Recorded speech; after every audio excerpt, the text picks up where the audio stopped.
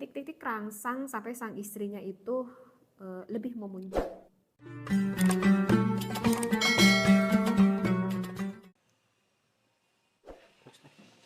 Bismillahirrahmanirrahim. Assalamualaikum warahmatullahi wabarakatuh. Para jamaah Al-Asran rahimakumullah. Berjumpa kembali dengan Teteh Im di sini setiap hari tentunya. Mudah-mudahan selalu mendapatkan ilmu yang bermanfaat bagi kita semua. Ilmu datang dari Allah, karena Allah, dan mengamalkannya tentu karena Allah lagi. Amin ya Allah ya rabbal alamin. Dan tentu kita selalu mengharapkan kepada Allah dalam segala situasi, kondisi apapun yang kita lakukan. Mudah-mudahan ya Allah ya, Allah selalu meridhoi kita dan Allah selalu memberikan rahmat kepada kita. Amin ya Allah ya rabbal alamin. Baik, bismillahirrahmanirrahim. Bismillah walhamdulillah wassalatu wassalamu ala rasulillah. Sahabat Al-Asran, di dalam hubungan suatu pertikahan ya, bahwa ciuman ataupun bermesraan, aduh ini teteh kok awal-awal ngaji ada dengan istilah kata berciuman segala ya. Maaf, ini sebelumnya mohon untuk berbijaksana, sekali lagi mohon untuk berbijaksana bagi para jamaah Al-Asran yang ingin mendengarkan kajian dari Teteh saat ini, karena ini memang saat ini Teteh membawa kitab Asrarul Jima', dan kitab ini yang memang lebih spesifik, yang wabil khusus ilmu-ilmunya ini adalah diperuntukkan atau yang sangat sekali dibutuhkan bagi pasangan yang sudah berkeluarga, tentunya pasangan suami istri. Jadi sekali lagi mohon para jamaah Al-Asran yang ingin mendengarkan, mohon untuk berbijaksana dan selalu berpikir positif akan apa segala ilmu yang kita dapat, karena apapun itu semuanya diatur di dalam ilmu fikih atau di dalam ilmu syariat ya. Nah, di dalam ini kitab Asrarul Jima' ada yang ingin dibahas, yaitu yang lebih spesifik membahas tentang area mana sih area apa sih?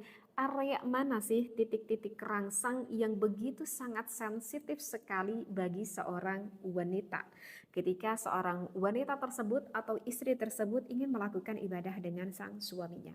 Dan hal ini kalau menurut Teteh ini wajib benar sang suami mengetahui hal ini agar apa? Bertujuannya agar apa nih Teh? Karena begini ya, wahai para jamaah, jangan dulu langsung berpikir kajian ini kayaknya nggak pantas. Tidak berpikir seperti itu. Karena banyak sekali gitu ya para wanita-wanita yang lebih spesifik yang udah berumah tangga ya, seorang istri. Apalagi setelah Teteh berjualan ini kopi kesehatan, banyak sekali yang yang inbox atau yang nge-DM khusus gitu kepada Teteh. Banyak sekali wanita yang berkeluhan karena merasa kecewa tidak bisa dipuaskan oleh sang suaminya. Terus terang banyak sekali wanita yang bercurhat, Teh aku kecewa sama suami aku karena tidak bisa memuaskan aku. Dan itu bisa berdampak terhadap fisik aku dan juga terhadap mental dan juga jiwa aku. Dan kalau sudah berdampak kepada jiwa mental, jangan dikira loh, nanti ujung-ujungnya bisa mempengaruhi juga terhadap keimanan kita. Oke? Ya, jadi bisa difahami di sini. Jadi ini kalau menurut Teteh sih, ini juga termasuk ilmu yang sangat penting sekali bagi pasangan suami istri mengetahui akan hal ini. Ya, seperti itu. Nah, kita ketahui ya, kalau misalkan seorang suami istri sebelum melakukan ibadah, maka Rasulullah mengajarkan kepada kita, wahai para suami, kalau mau melakukan ibadah, jangan seperti melakukan ibadah seperti hewan. Ya, kalau kita lihat dalam kitab Qurratul Uyun kan seperti itu.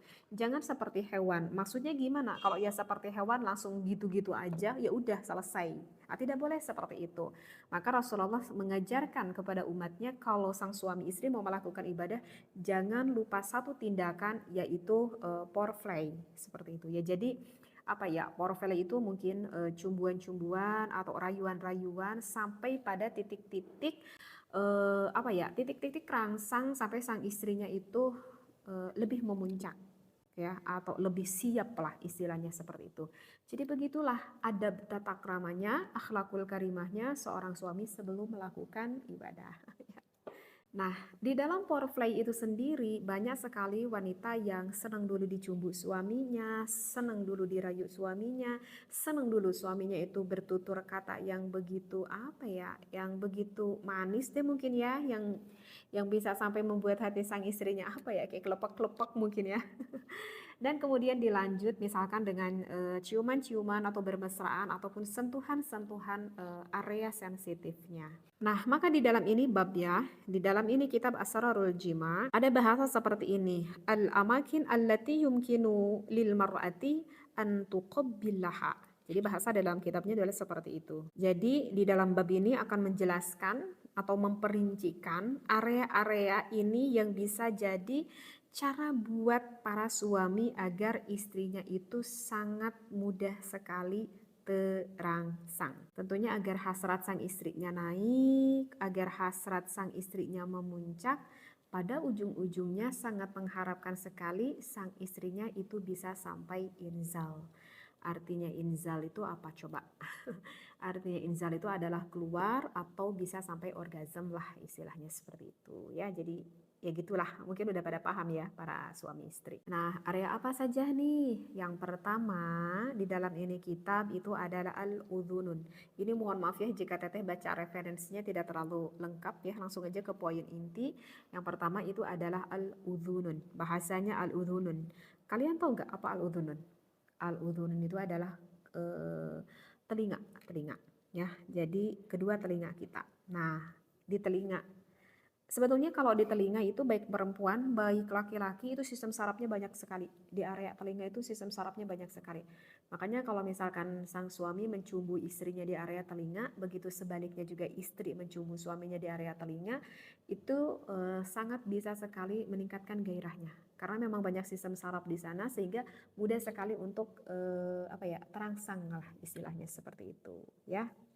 Bahkan ini kalau di dalam bahasa kitabnya ini ya, ini jelas banget loh.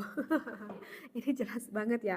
Diterangkan di dalam ini kitab, sekali lagi mohon maaf ya. Ini memang dijelaskan dalam ini kitab. Jadi bisa seorang suami itu sampai, maaf sekali lagi, sang suaminya sampai menjulurkan lidahnya.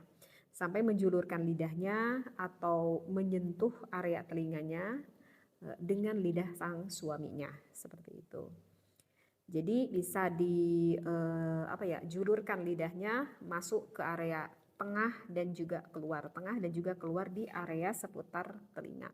Ya oke deh, mungkin nanti juga sang suami udah bisa langsung respect ya, udah bisa langsung paham dengan apa yang teteh bacakan dalam ini kitab. Kemudian area yang kedua itu apa?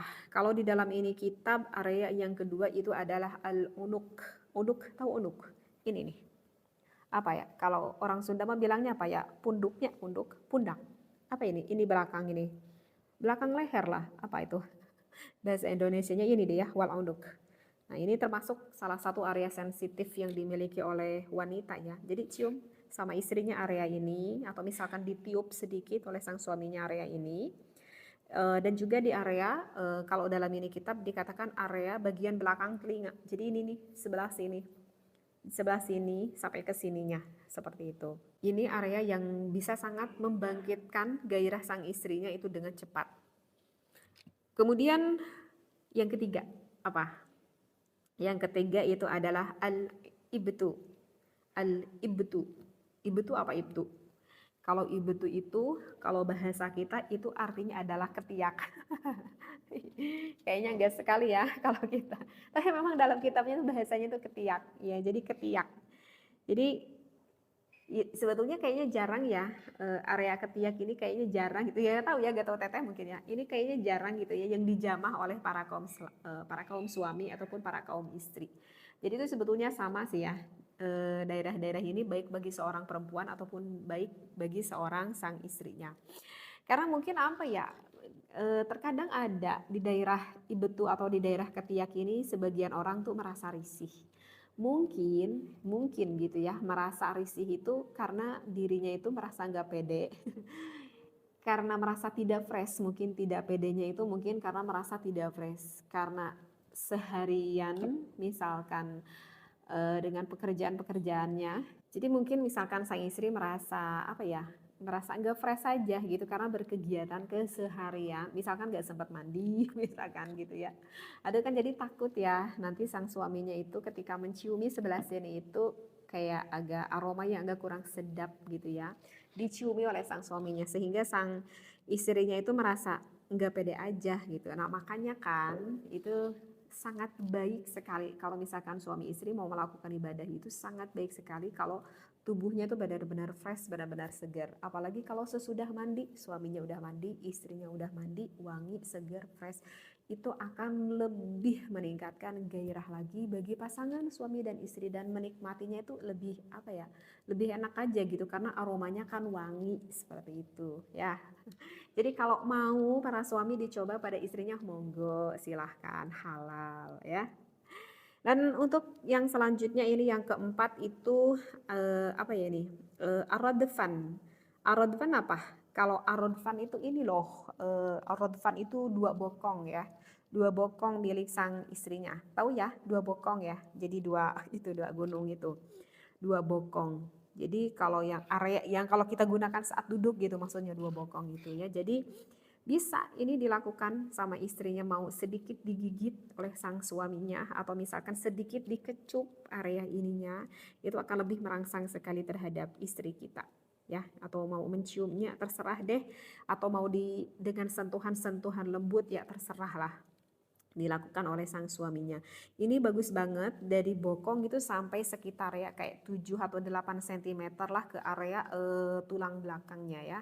Dari area bokong itu 7 atau 8 cm ke area tulang belakangnya. Ya, oke. Para suami bisa diraba sebelah sana. Sekarang ada lagi nih yang kelima. Sebetulnya di sini di dalam ini kitab dikatakan ada 6 area sensitif ya. Yang sekarang yang kelima itu adalah hilmatus sadi pakai sa ya. Hilmatus sadi itu adalah apa ya? Kok teteh malu nih ngucapinnya. Tapi begitu ya dalam bahasa kitabnya maaf-maaf banget kalau agak kurang sopan ini adalah area itu area puting milik sang istrinya.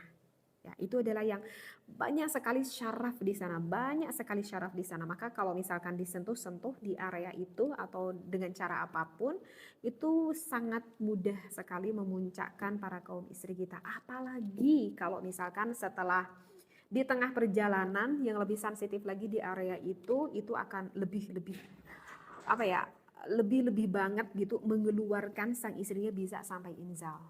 Serius deh ya. Bahkan kalau misalkan sang istrinya udah sampai benar-benar tegang, itu nanti akan terlihat gitu oleh sang suaminya. Area putihnya itu agak sedikit mengeras yang awalnya itu lembek. Dan itu tidak bisa dibohongi lagi. Itu udah terlihat sekali oleh sang suaminya kalau sang istrinya itu udah terangsang banget. Dan sekarang ini yang terakhir. Yang terakhir itu adalah al-fakhdani. Al-fakhdani tahu nggak? Al-fakhdani itu adalah kedua paha ya. Jadi kedua paha milik istri kita itu juga termasuk area yang begitu sensitif di pangkal pahanya ini. Ya cukup disentuh aja deh area ini atau mau diciumi atau mau sedikit gigit juga boleh oleh sang suaminya sedikit-sedikit. Jadi begitu kalau di dalam ini kita Asrarul Jima ternyata ada 6 titik area sensitif yang ada pada milik istri kita karena memang kenapa? Memang area-area itu adalah yang banyak sekali sistem saraf yang ada di dalam tubuh istri kita itu ya. Jadi ingat ya jika suami melakukan hal-hal tadi ingat kan niatnya baik kan, niatnya ingin menyenangkan istri, ingin memenuhi hasrat nafkah batin istrinya, memberikan rasa kenikmatan kepada istrinya seperti itu. Jadi bagusnya sosok seorang suami itu tidak menjadi sosok laki-laki yang egois. Artinya yang egois itu yang lebih mementingkan dirinya, yang ingin nikmat dirinya sendiri, yang ingin puas dirinya sendiri tanpa memperdulikan bagaimana nasib istrinya. Karena memang banyak sekali di luar sana yang sudah berumah tangga tidak sedikit ada sosok seorang suami yang egois. Misalkan suaminya udah nikmat, suaminya udah inzal, merasa udah puas, padahal istrinya tuh belum punya ada rasa apa-apa, suaminya apa coba yang dilakukan? Langsung deh lekas tidur tanpa memperdulikan di sampingnya istrinya gimana. Nyesek gak kalau punya suami seperti itu? Kayaknya nyesek ya kalau punya suami seperti itu. Ya mungkin Ini sedikit pembahasan yang Teteh sampaikan di dalam kitab Asrarul Jima. Sekali lagi ingat, ini pembahasan bagi khusus kaum suami istri, sehingga mohon sekali untuk berbijaksana. Mudah-mudahan ini bisa menjadi salah satu solusi bagi kalian semua, wahai para suami yang ingin membahagiakan istrinya, dan tentu itu semua menjadi nilai ibadah kalau tujuan niat kitanya baik. Wallahu muwafiq ila aqwamit thariq. Wassalamualaikum warahmatullahi wabarakatuh.